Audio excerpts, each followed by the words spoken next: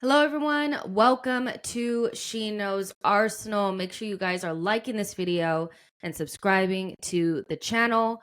We're going through the most recent Arsenal news and transfer news. So like I said, get into the comments, like, subscribe, all the stuff. You guys know the vibes. You guys know the vibes.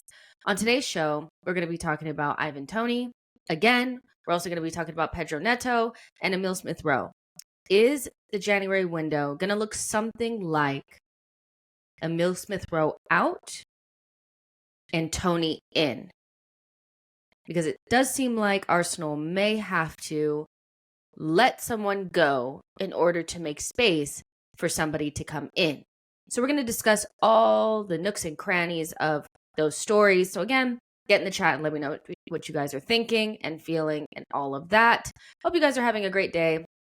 For me personally, I am having a good day. I really appreciate that you guys have been so positive and encouraging around all of the content that I've been putting out over the last couple of weeks.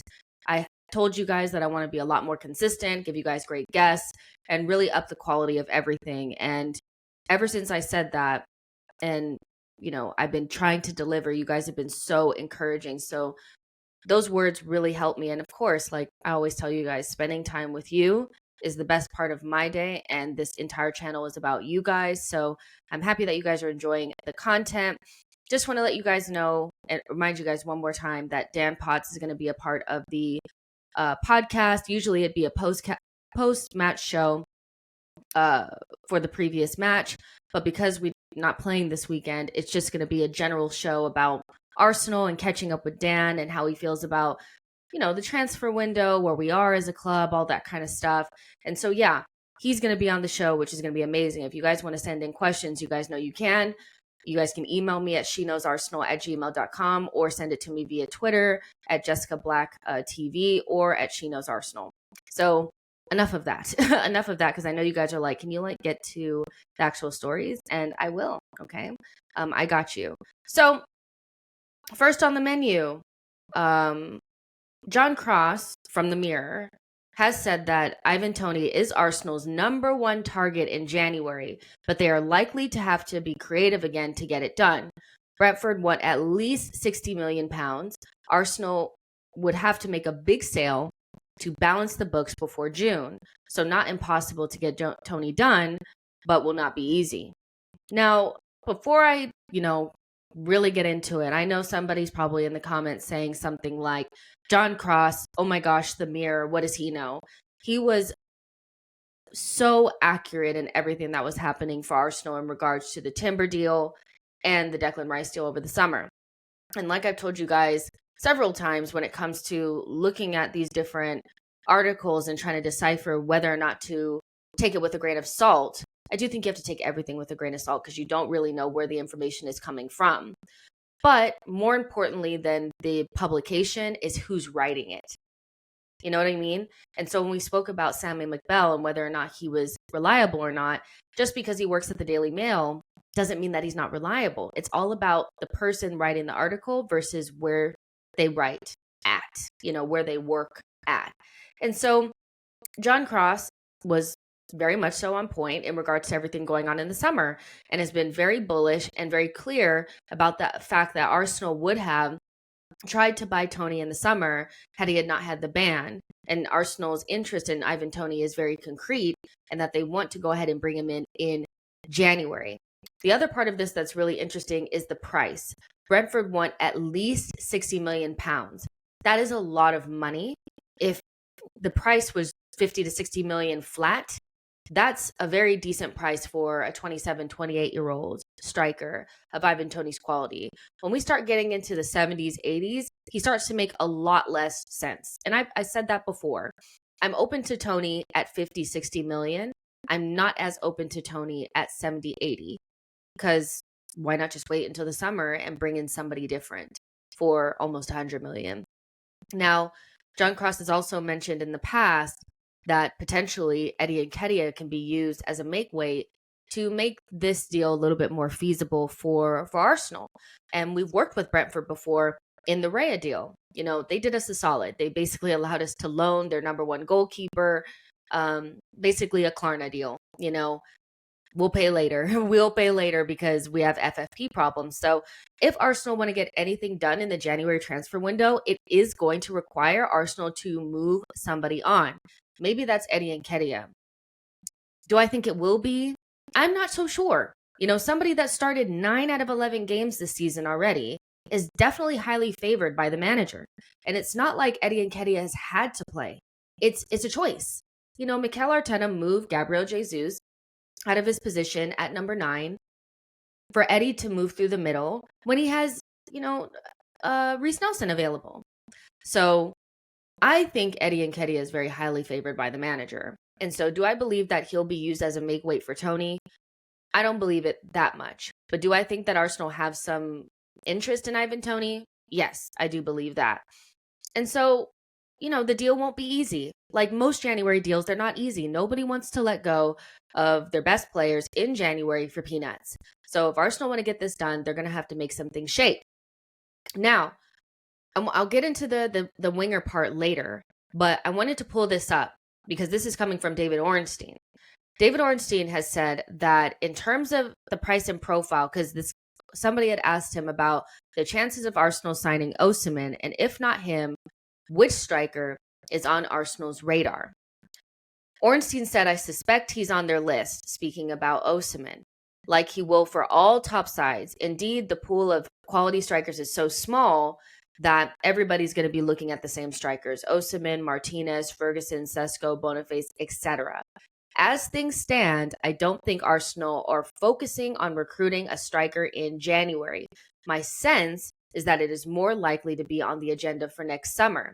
Things can change, of course: injury, bids for your existing players, and other factors. However, right now Arsenal have Jesus, Nketiah, and Havertz, as well as other goal-scoring contributors such as Saka, Martinelli, and Odegaard, and Trossard. They will hope that this serves them well this season and they can look at the situation subsequently. I find that really interesting because John Cross is saying one thing, that Arsenal definitely want Ivan Toney, and he said it multiple times, and that this is something that is actively in the works.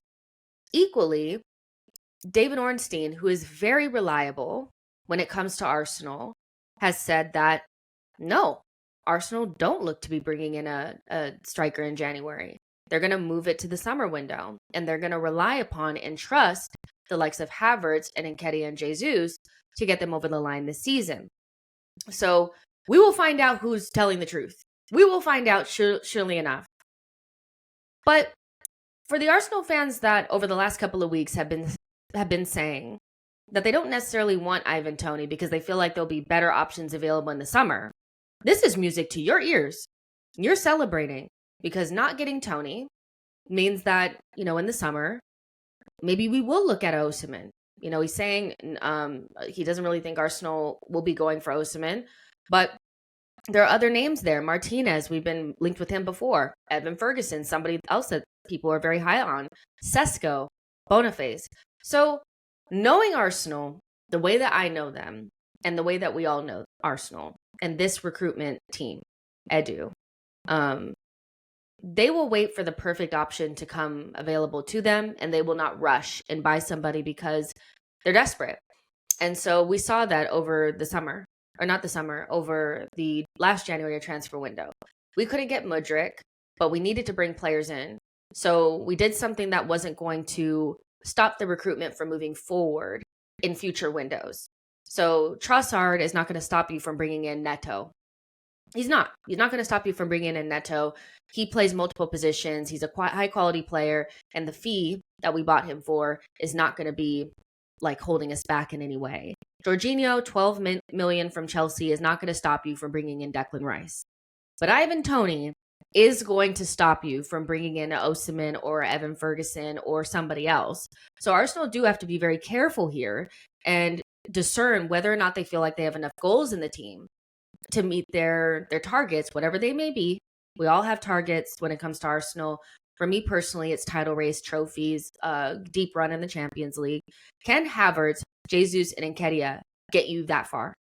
Can they get you to that place? Can they?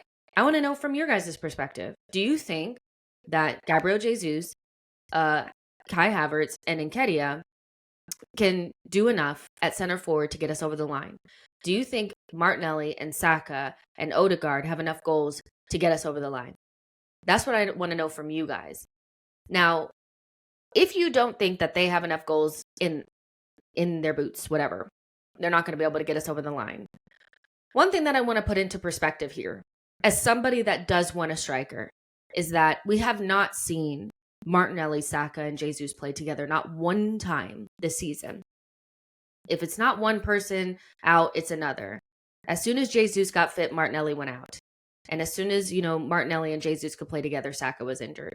So after this international break, if we get the midfield right and we get Jesus and Saka and Martinelli together again, maybe we go back to our goal scoring form of last season. And by the way, we only have one less goal at this stage in the season than we had last season.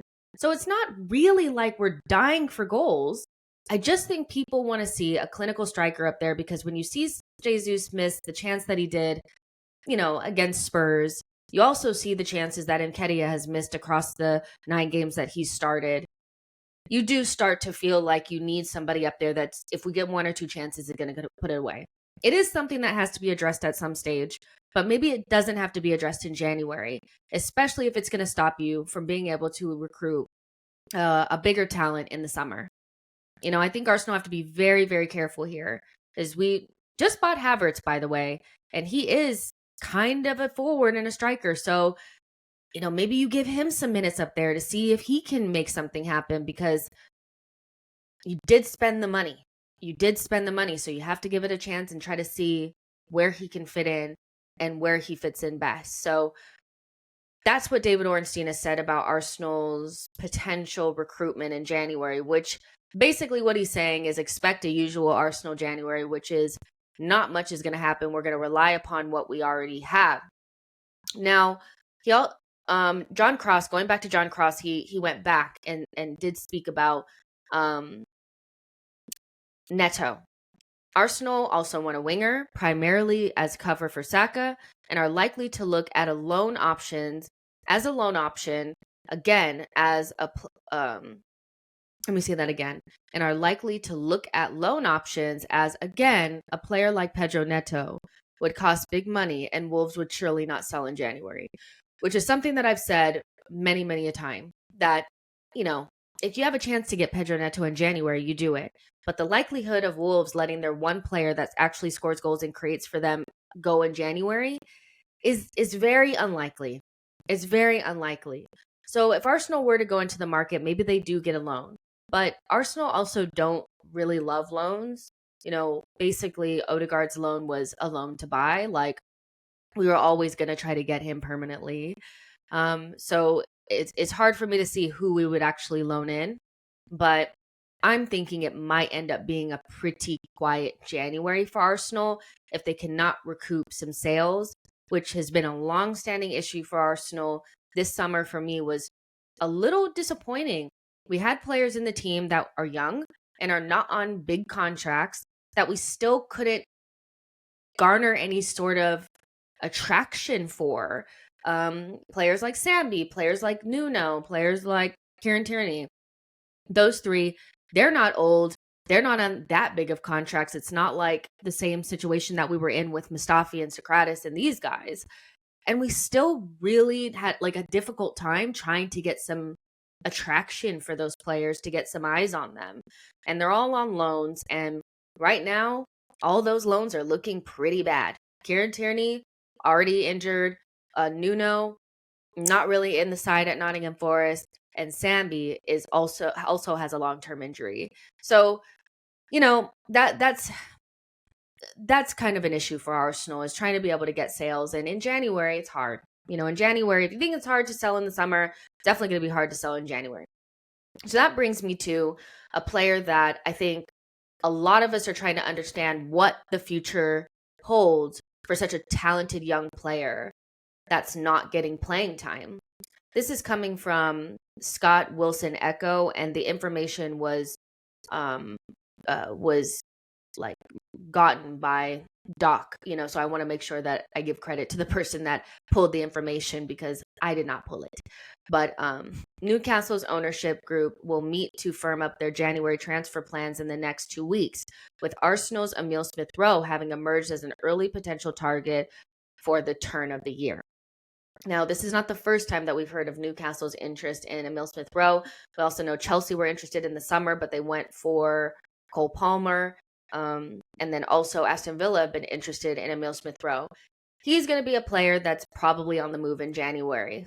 I just don't see any real indication from Mikel Arteta that he rates the player. And, so, people will tell me he's protecting him. You guys, he's not protecting him the way that Martinelli was being protected. You don't go out there and buy £65 million Kai Havertz and £40 million Fabio Vieira if you're holding space for a player that is going to come back for this season. You just don't do it. And so he's not getting that much playing time. He's basically on the same tier as Reece Nelson, but he holds a lot more value than Reece Nelson at this stage. You could, if you look at what Cole Palmer went for, who has probably scored, I think he scored his first goal in the Premier League like a week ago. Emile Smith Rowe should go for the same amount of money, 45 to 50 million, especially to another English side, especially to one that's backed by Saudi Arabia.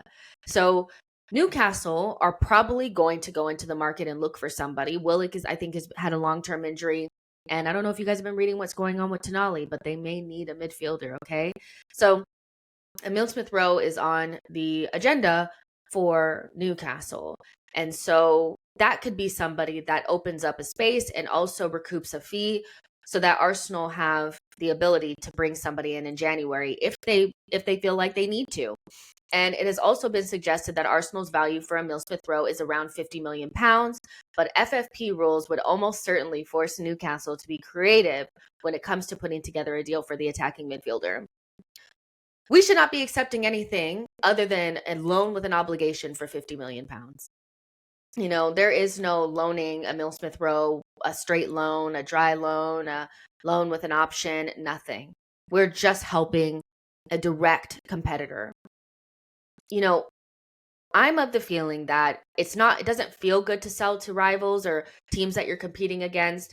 But if you want to get the maximum fee for certain players, fringe players in your side, you are going to have to get comfortable with selling to the Premier League. We saw with Balogun that had we had sold him to Chelsea, we would have got 50 million. Had we had sold him to West Ham, we would have got the money. We would have. But because we wanted to sell to somebody outside of the Premier League, we got significantly less. We got closer to 30 million. So if you want to get 50 million for Emile Smith Rowe, you're going to have to sell to the Premier League. And Emile Smith Rowe is quality. Good teams are going to want him, so we have to get comfortable with that. It's all about whether or not Arsenal have the right players in their team and recruit properly in the future so that we don't start looking at Emile Smith Rowe as a mistake. I think the only time that Arsenal fans really started looking at our team and the decisions that we made to sell players as a mistake is when we were falling off of a cliff at the end of last season and Willock was scoring loads of goals and our team was struggling a little bit. And people started saying, well, we sold Willock. Why didn't we sell Willock? Nobody's saying that anymore. Literally, almost every single player that we've sold so far, we haven't really felt like we missed. And that's because the recruitment that we've gotten on the other end has allowed us to be happy about those players leaving and having good careers without it feeling like we've made a mistake. You know what I mean? So Emile Smith Rowe is somebody that for his career, he's going to have to move from Arsenal. That is my personal opinion. I don't think without a couple major injuries that he is going to play a significant role at Arsenal this season. That's my feeling based on the way, Mikel Arteta has not played him. He's not getting that much playing time. And if you rate a player, you play him. That's just the truth. It's just that simple. Like making football more difficult than it. No. As soon as Martinelli could play, he was in the side. Emile Smith Rowe has been available and ready to play since last season, and he's getting barely any minutes.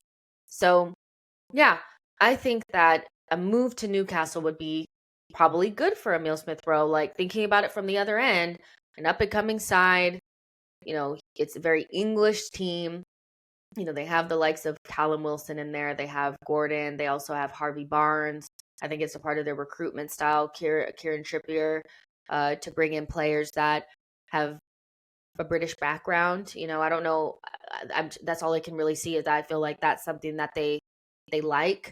And so Emile Smith Rowe could go play with players that he knows pretty well. He fits their style a lot more than he fits ours at this stage because he's more of a counterattacking ball progressor, a good dribbler. Newcastle are very good at being physical, running through the lines. They're not necessarily a big passing side. They're more of a physical, athletic, dribbling, progressive side that play on the counterattack. And I do think Emile Smith Rowe would suit what they're trying to do. As uncomfortable as that would feel from an Arsenal perspective, 50 million for a player like Emile Smith Rowe is pure profit. And if you can take that and buy a striker with it or Neto with it, or save it for the summer and tack it onto a star striker, I think you're fine, even though it's going to hurt. Emile Smith Rowe is Hale End. The song with Smith Rowe and Saka, he's a part of the beginning of this new cycle of Arsenal. And so any player at this stage, especially Emile Smith Rowe, if they're moved on, it's not going to feel nice. But it's going to have to happen. Every top team moves on their fringe players for decent fees, and Arsenal are no different. We got to get comfortable with this. There's not that many Cedrics and Holdings left, y'all. And so if Emile Smith Rowe doesn't start getting playing time soon, I do think you have to start looking for a way to offload him and also recoup a decent fee. And if that allows us to move forward and bring in a player that really suits the manager's plan, then I'm okay with it, as uncomfortable as it will feel. That's just the truth. I want to know what you guys are feeling, what you guys are thinking about everything that we spoke about on the show. Ivan Toney, are we really interested or are we not? Emile Smith Rowe, is it the right move to potentially allow him to move to another Premier League side? And Pedro Neto, should Arsenal be looking to bring in a winger? Should we be doing everything in our power to bring players in January? Or do you think that the players that we have now can combine together, get better from here, and get us over the line? That's what I want to know from you guys. Like this video, subscribe to the channel, get in the comments, and I'll talk to you guys in the next one. Bye, guys.